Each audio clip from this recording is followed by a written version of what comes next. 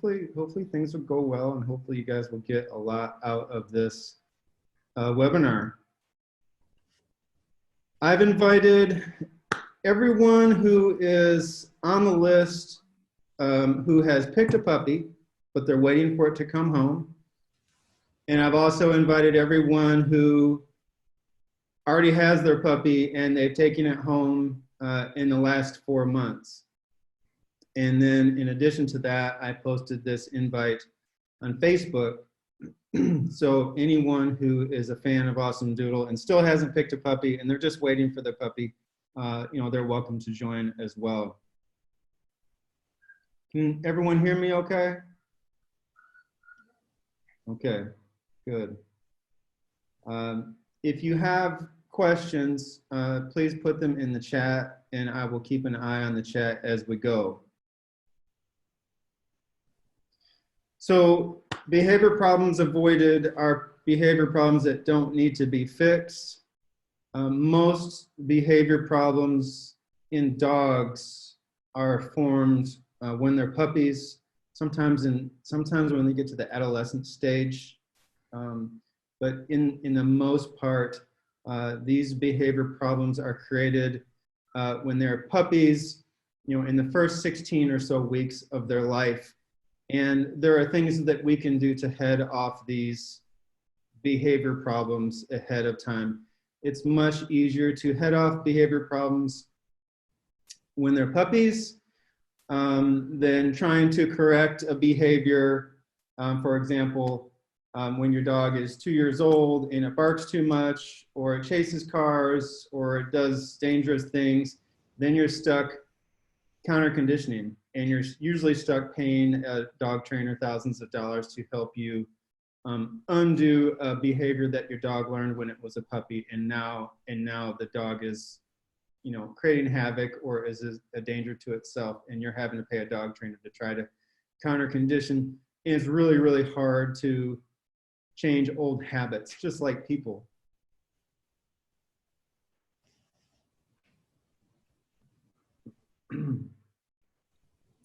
So I'm gonna start off this presentation with a couple short videos, and these videos were not created by me. These were created by a lady named Jane Killian, who has a program called Puppy Culture. And I didn't even know about Jane Killian until a couple years ago. And then when I found her published videos, I was so excited because she does things the same way that I do. So I've learned, you know, she kind of solidified all the stuff that I've been doing, plus I've learned a lot from her as well.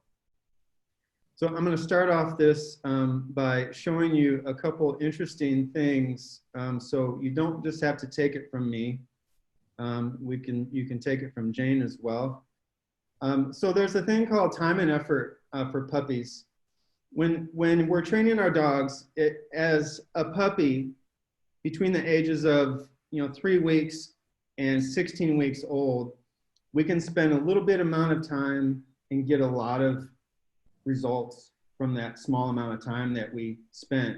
Whereas when our dog is a year old, we have to spend a large amount of time and effort to get very few results. This one starts at 24:45.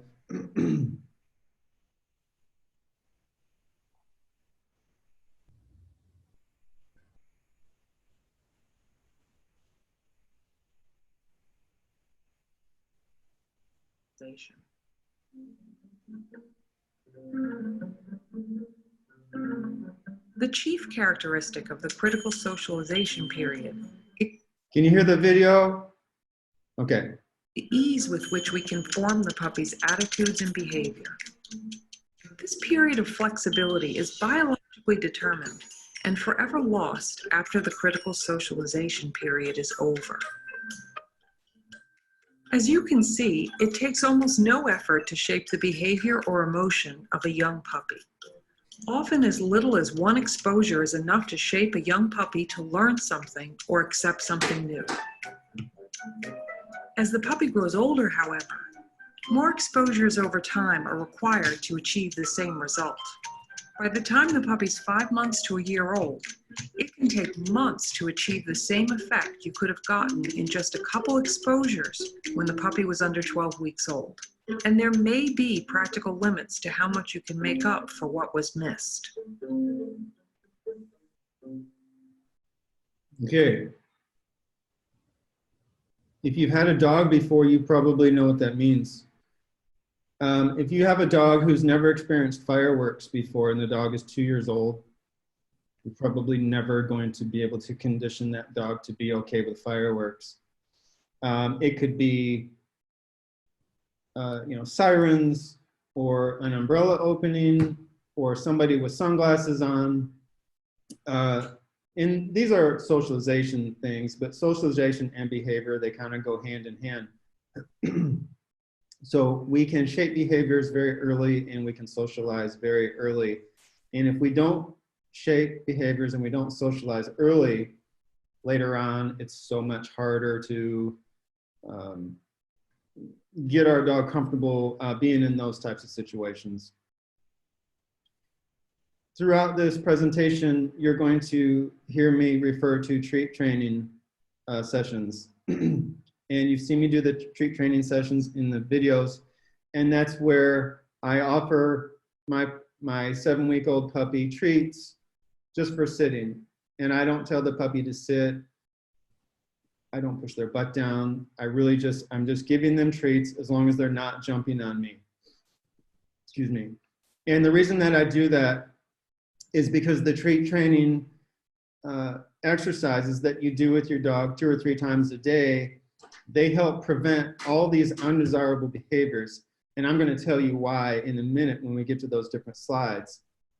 But I also wanted to show you this part of Jane Killian's video where she talks about this as well. And what she talks about is that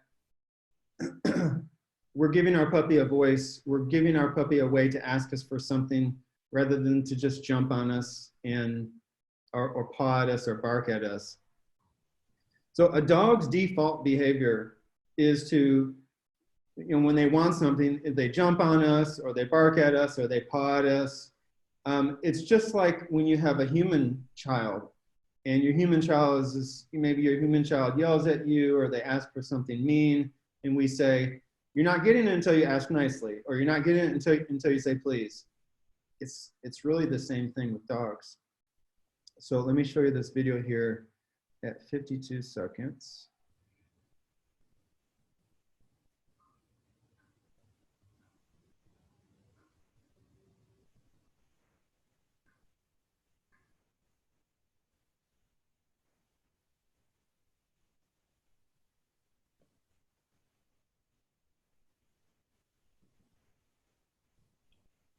This is one of the videos that's in the VIP section that shows you how I work with these puppies. So here you see I'm working with little Winston here. I'm not saying anything. I'm not telling him to sit. I just wait until he offers me a sit and then he gets the treat. So he's super excited here. I'm not asking for perfection. He's only 6.5 weeks old right here. And I just wait for him to sit down. There he goes. And then he gets the treat. Now you can put the clicker in here if you like, or you can click with your mouth like I'm doing. But this is the treat training session that I'm referring to. And this is at 52.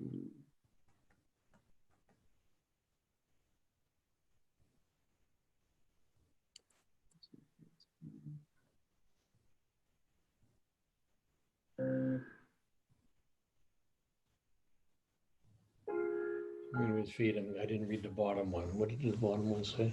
Footage of 4-week-old puppies being taught to automatically sit.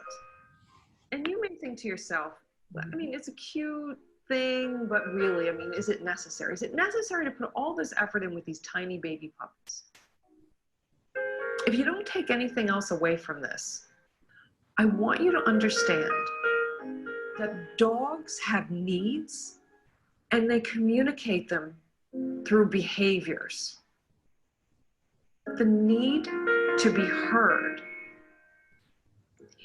is a deep emotional need for all social animals. And that your job is to give your puppy a voice so he can speak to you and communicate his needs.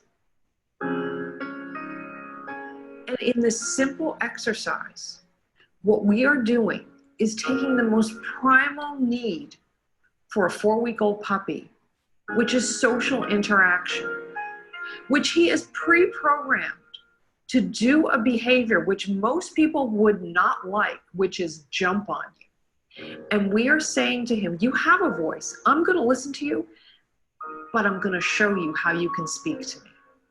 That is so profound for a tiny baby puppy. And it is something that will be carried with him for the rest of his life, that he matters and he is heard. So again, give your puppy a voice and do it during the critical period where it will form part of his cultural understanding of the way the world works. So how you train them? On the other hand, if you chose to let this go and then just correct the puppy, I mean, you know, not too harsh, but correct him, stop him, prevent him from jumping on you, you would have shut down his voice. The dog no longer has a way to communicate his need to you.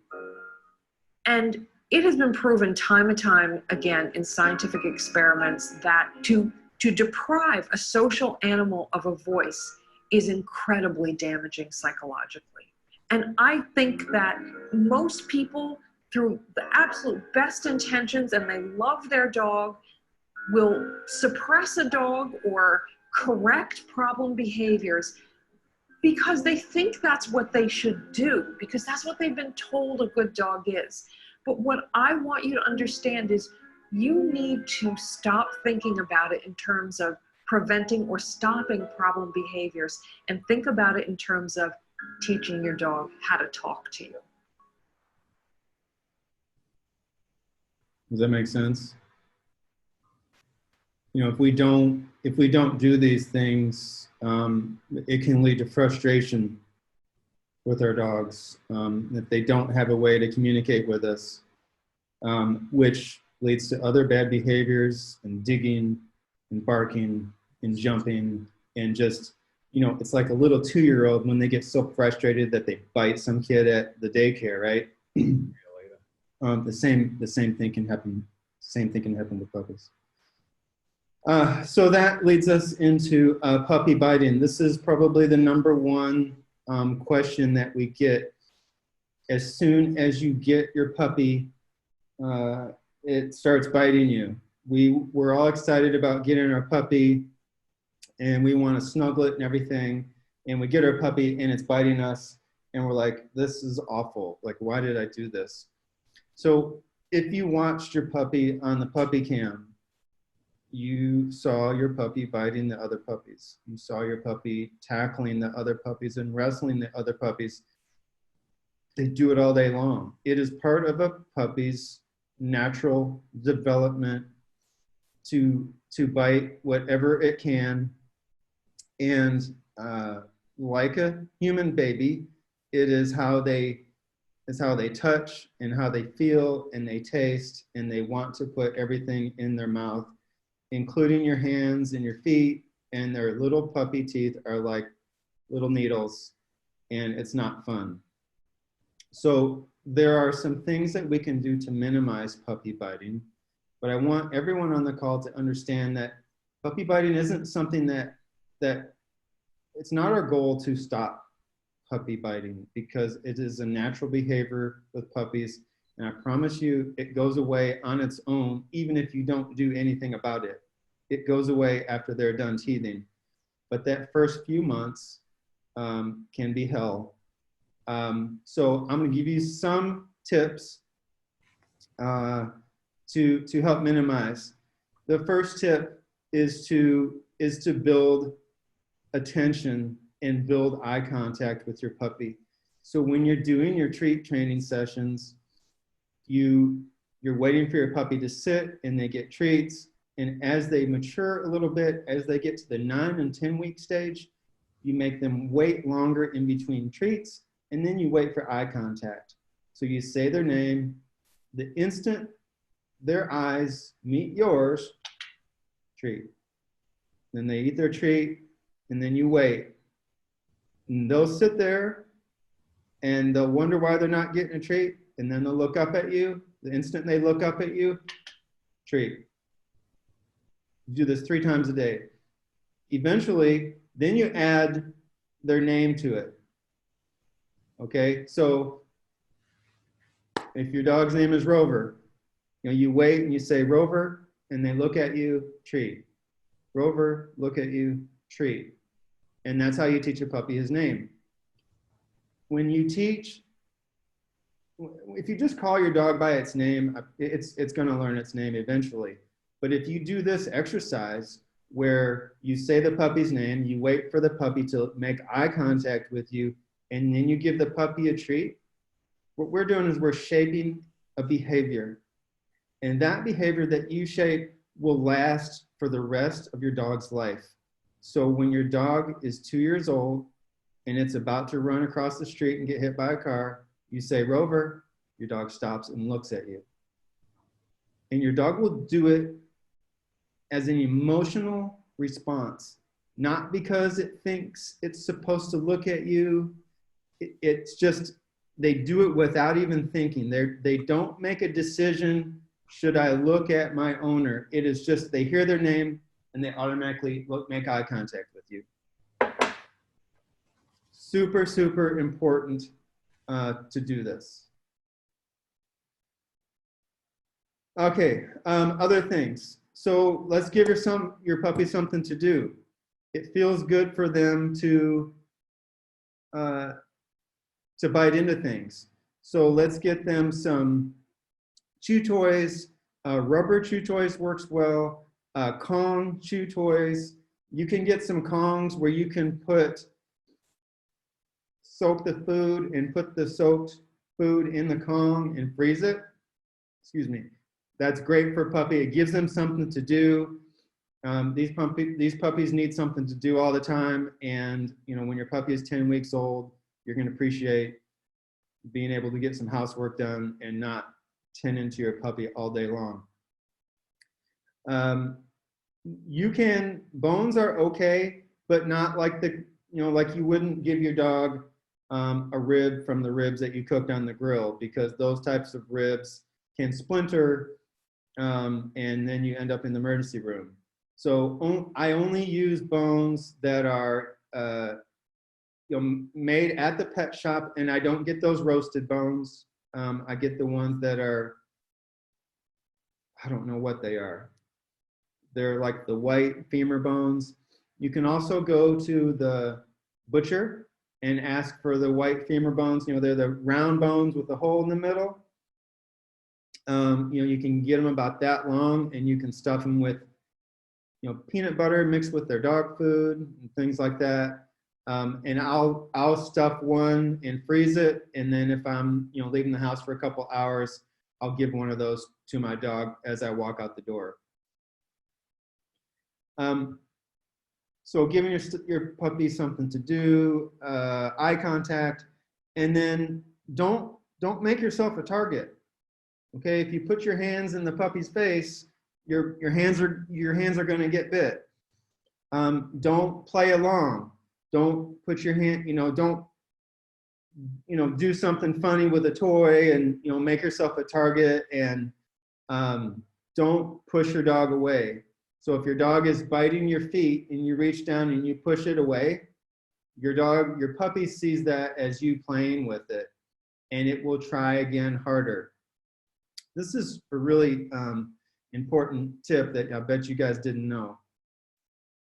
With a human, if a human were to come too close to me and I push it away, that human would immediately think, okay, Tom doesn't want me to be very close to him. I'll stand back. It doesn't work that way with dogs. Dogs don't interpret you pushing them back physically. They don't know that you want them to stay back. For example, if you're driving your car and your puppy is in the back seat and it keeps trying to get up and you keep pushing it back, it's just going to keep trying to get up. They don't understand that you want it to stay back. So if your dog's jumping on you or biting your feet and you push it off, that's counterproductive. If your puppy is just, having their puppy crazy time and they're biting and stuff, and there's nothing you can do to stop it, remove yourself from the room, point the biting part away from you, wait until your puppy calms down before you interact with it. Trying to scold your puppy or swat him or anything of the sort, yelling at your puppy's just going to think you're a mean person. The puppy has no idea that puppy biting is not fun. There are thousands of videos on YouTube about how to minimize puppy biting. It doesn't matter if your dog is an Aussie Doodle or a Beagle or a Lab, all puppies do it. When they stop teething is when the puppy biting stops. Okay, barking. One of the reasons that puppies bark at us is because they want something. So if we do the treat training sessions, we give our puppy a voice so they don't have to bark at us. Okay, when they do bark at us, let's say you've got a gate in your kitchen and you're in the living room and the puppy is standing at the gate barking at you because it wants your attention, it wants to come out. No attention, don't even look at it. Don't say stop barking, no Fluffy, that's bad. You just don't look at it, you don't give it any eye contact or any attention whatsoever. You wait until your puppy has calmed down, count to 10, then throw a treat into the kitchen for the puppy. Eventually, the puppy learns that barking doesn't get what they want, and they will not do it as often. Dogs do what works, and when we reinforce undesirable behaviors, they will continue to do it.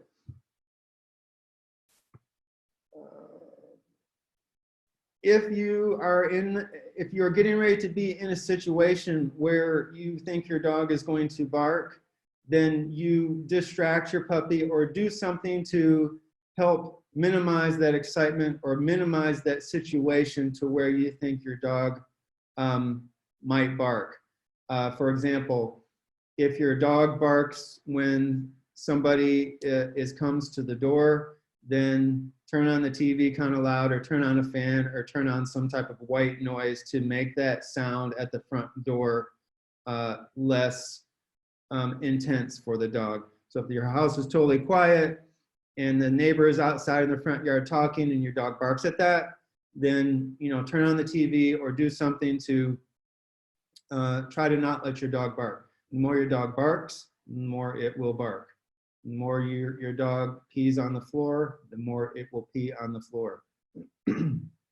Dogs it's easy to reinforce a bad behavior by saying, Fluffy, no, be quiet, or pushing them off of you when they're jumping on you. Door scratching. This is a pet peeve of mine. My girlfriend's dog walks around the house and scratches at doors. Why does it do that? It does it because she's seen him scratching at a door, so she opens the door for him. Or she closes the door and doesn't latch it all the way. So he knows that if he goes and he pushes on the door, that he can push the door open. You're going to end up with all the doors in your house are going to be scratched up by your dog. So when your dog scratches at a door, it doesn't open. When your dog pushes on doors, they don't open. So make sure you latch all your doors. Don't close the door almost out of the way, all the way, so then the dog can push its way in. The only reaction my dog gets for barking is the back door opens. Okay, so when I have a puppy I let my puppy outside when it's about, let's say it's 12 weeks old. When the puppy comes to the back door to come back in, I hide behind the back door and I hear the puppy scratching on the door and I just wait. And I wait for that puppy to go, "Woof," and the door immediately opens. And this is gonna be a lot of work for you because you're going to, as soon as you let your dog outside or a puppy, you're going to have to hide behind the back door and wait for it to come and bark. And as soon as it barks, you open the door. But it's a lot of work right now from 8 weeks to 16 weeks. And after that, your dog won't scratch on the door anymore because it knows it doesn't work. It knows it has to come to the door and bark once and the door opens. If you let your dog outside and then you go get in the shower and your dog is standing at the back door barking and barking and barking, you just undid all the work that you did when it was a puppy. Okay? Don't let your dog outside if you're not going to let it back in.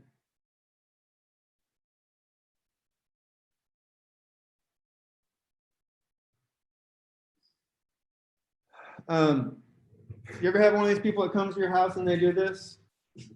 Come here, puppy, come here. Hey, come here. You saw Jane do it in the video. It's awful.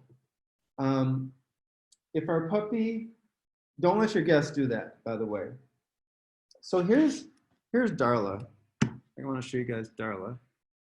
So when Darla walks up to me, this is what she does. This is the behavior that she offers me. And this means that she wants attention. She wants me to pet her. She wants a treat. She wants whatever she can get. Don't you, Darla, do that, huh? Good girl. Now see what she just did there? She inched up a little closer to me. She really wants me to pet her. But her front feet will not come off the ground because I've been doing these treat training sessions with her since she was 7 weeks old. Darla won't scratch doors. She comes to the back door and she barks once and she waits for me to open the door. Everything that I'm telling you today is, I do myself, and I've made these same mistakes myself, when I've got my first few dogs. So learn from my mistakes and don't reward your puppy when their feet are off the ground. So when your puppy is 8 weeks old and they don't know the treat training thing yet, and they're jumping up on your leg and they're looking up at you, you don't look at it, you don't talk to it, you don't say no, you don't push it away, you just pretend like it's not even there. And you have treats in your hand, and you stand real still, and you wait for the puppy to back off and sit, and then treats rain from the sky. So we encourage calm behaviors by doing that, and we teach our puppy that nothing good happens when your feet are off the floor. And you have to be reasonable about this, right? When you get your puppy and it's 8 weeks old, it's an infant. It's not very mature yet. So you have to kind of pick and choose your battles and make sure that you are having realistic expectations of your puppy.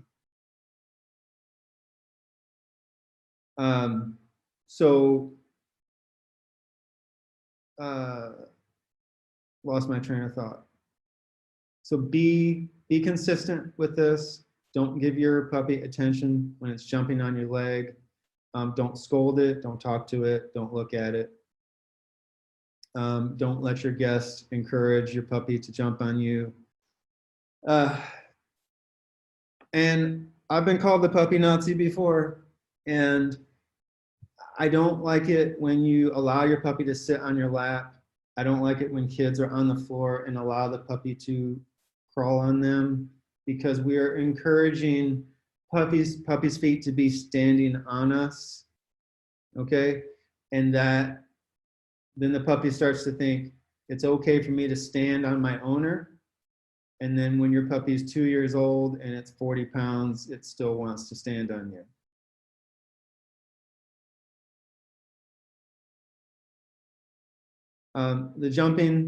The treat training sessions fix the jumping problem. That's the number one thing that training sessions do, is they fix the jumping problem. Just like you saw Darla doing. All right, doggy dominance. Everyone has a grandma who had a dog. And as soon as you walked in the front door, the dog would bite your feet and act like it was going to kill you. This is because grandmas let their dog do whatever it wants, and they spoil it, and the dog thinks that it runs the household. Okay. I've seen lots of people make this mistake. It's not just grandmas, but and I know there's grandmas on the call right now. The only reason I say this is because when I was a kid, both of my grandmas had dogs, and as soon as I walk in the door, they acted like they wanted to kill me when I was a little kid, and it was just a protective behavior that grandma shaped with those dogs on accident. So the majority of our puppies that go home, the majority of our Aussie Doodles are by nature submissive dogs. And in a lot of cases, we don't even have to practice pack leader exercises. These dogs are just submissive by default. But if you practice a methodology where your puppy is in control of the household, you can turn a submissive dog into a dominant dog, especially that switch can flip, especially when they hit adolescence at around 8 to 11 months old. Okay, so if we teach our dog that we are the boss, then our dog is much more likely to be submissive. And when I talk about dominant dogs and submissive dogs, I'm talking about, in nature, the dogs that kill the prey and they get to eat first. Those are the dominant dogs, and the dogs who have to wait their turn to eat, those are the submissive dogs. And the submissive dogs are not sitting there thinking to themselves, oh, this is terrible, you know, I have to wait to eat. They're happy to do it. They don't really know any difference. They're just more of a submissive nature. And it's just like people. Some people are more agreeable, and some people are more challenging and dominant. So things you can do to be a pack leader and not let your puppy think that they're in charge. No tug of war games or any type of games where your dog can win power over you. No wrestling with your dog. I don't like any real type of games where you try to excite the dog, or you know, you get on the ground and let the dog walk all over you. It's a bad idea. You eat before your dog. So I see a lot of people make this mistake. It's 6 o'clock, everybody eat. Hey, can somebody feed the dog? And everybody eats together. You guys eat, and when you are done, then your dog can eat. Your dog doesn't get to eat what you ate. Your dog doesn't get to, like if you're sitting at the table, when you're done eating, you would never take food down off the table to your dog. Okay, your dog always eats out of their own bowl. If you want to give your dog some of your leftover chicken, that's great.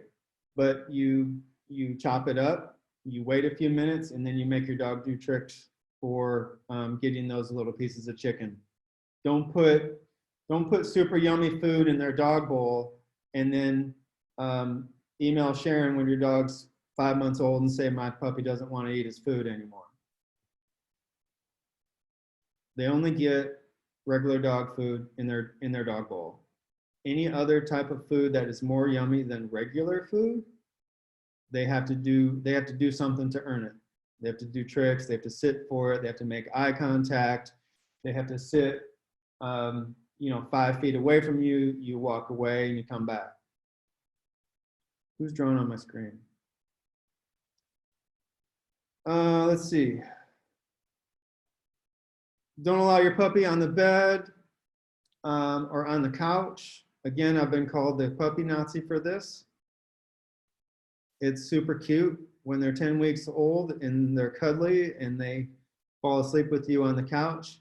But when they're 2 years old and your friends come over and they sit down on your couch and now your dog is walking on top of them and getting in your face, then you're going to be embarrassed.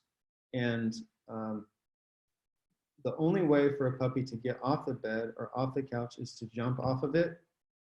And until dogs are full grown at about 14 months old, that can cause joint problems. So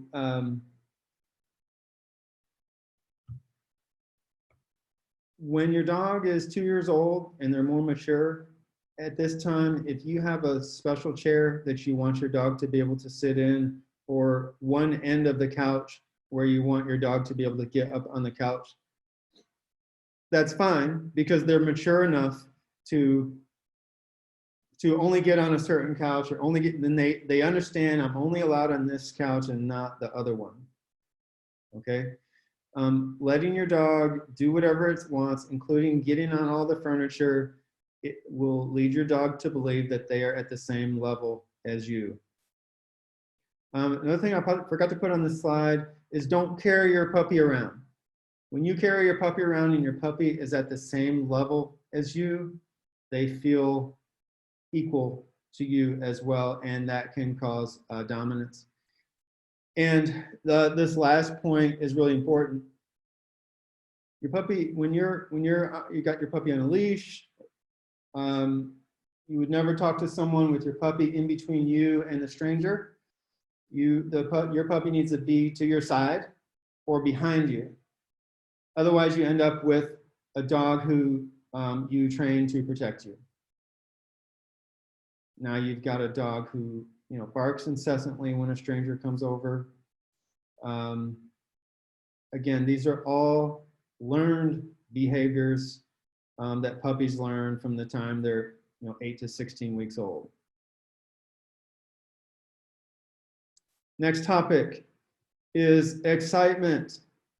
I made this mistake so bad. And this is particularly important with dogs who are submissive peers. The smaller the dog, the more apt they are to be a submissive peer. And dogs get excited and they pee, or they just get so excited that they're jumping on you and they cannot contain themselves. With my dog Minnie Poochie, I used to tell people, you can either talk to my puppy or you can pet it. But if you walk up to my puppy and go, oh, puppy, puppy, puppy, puppy, it's going to pee its pants instantly. When we have our guests come over to our house, we don't want our dog in their face and jumping on them and all crazy and excitable. So we have to shape this behavior between the ages of 8 and 16 weeks. And if you shape it during that time, your dog will never be perfect, but it will be better than if you don't. For example, we get home, we pull in the driveway, and our dog's in the crate, and it hears us pulls in the driveway. Then we close the car door, and the dog hears that and starts to get excited. We're walking down the sidewalk, the dog hears that. Oh my God, here comes my owner. Oh, I'm getting so excited. They hear the key go in the door, they hear the latch open.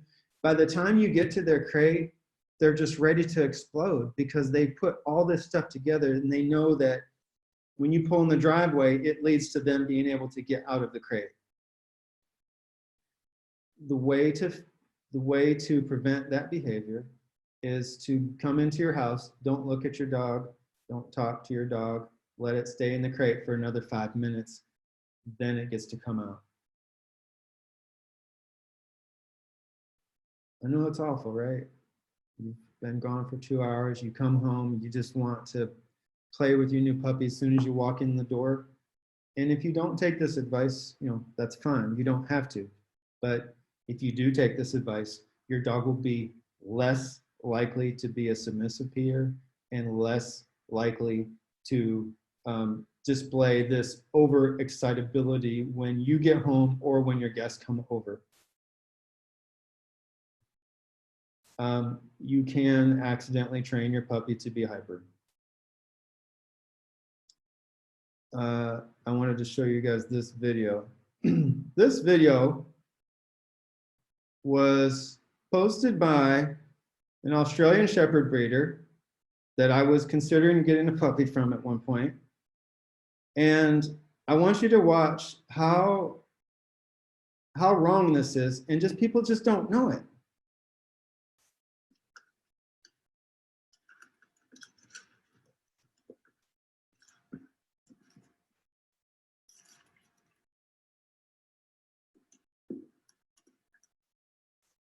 So he's encouraging the dog to jump up, encouraging the dog to lick him in the face.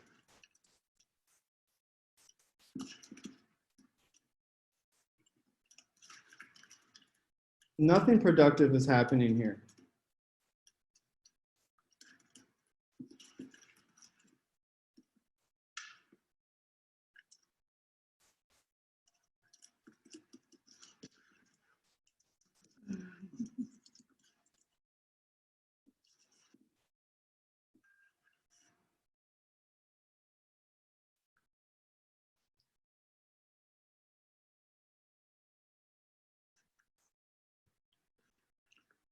And now we're encouraging the puppy to bite our hands.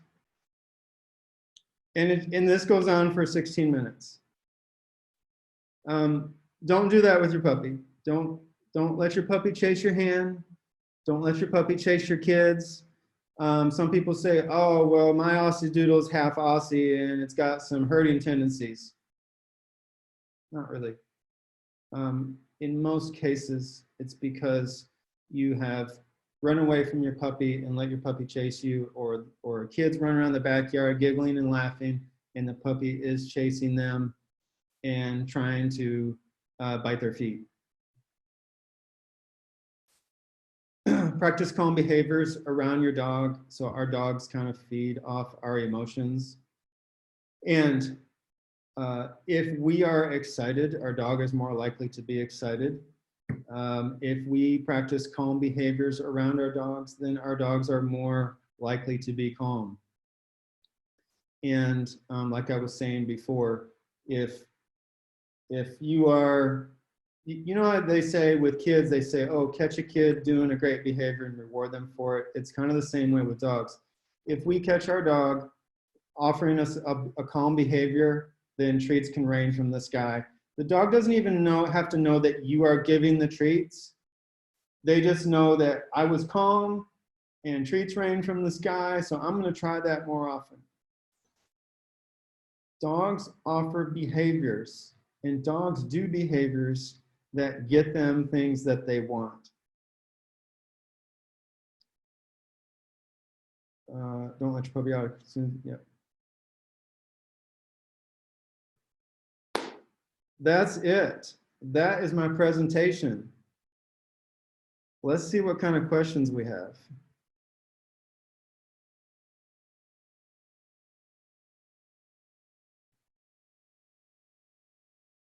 It